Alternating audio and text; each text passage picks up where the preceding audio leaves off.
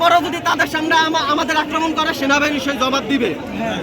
যেহেতু ওইটা একটা চার্জ, একটা সেন্সিটিভ জায়গা, আমরা ওই জায়গায় কোনো আক্রমণ করবো না।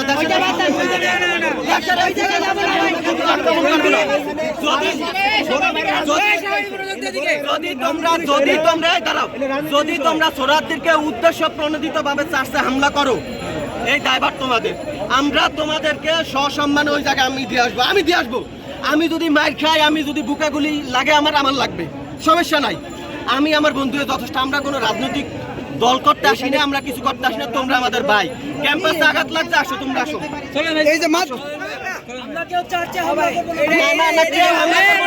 কেউ হামলা করবো না, কেউ চার্চে হামলা করবো না। আমরা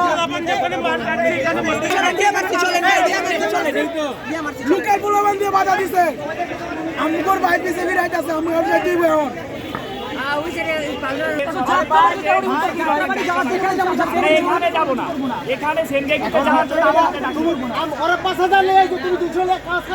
আমার ভাই ব্রাদার যারা গেছে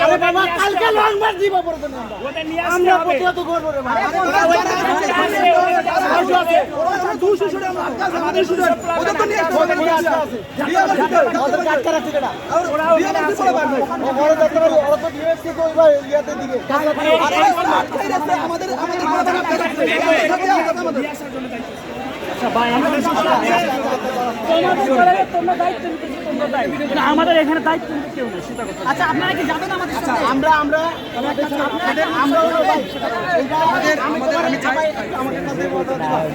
আমি তোমরা আমার আমি বলতেছি, আমরা তোমার কলেজের ভাই, তোমরা আমার ঠিক আছে।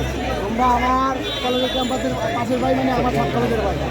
আমার ক্যাম্পাসের পাশে আইসা অন্য একটা কলেজ হামলা করে দিয়েছে, এটা কখনো মেনে নেওয়া যায় না। এই হামলা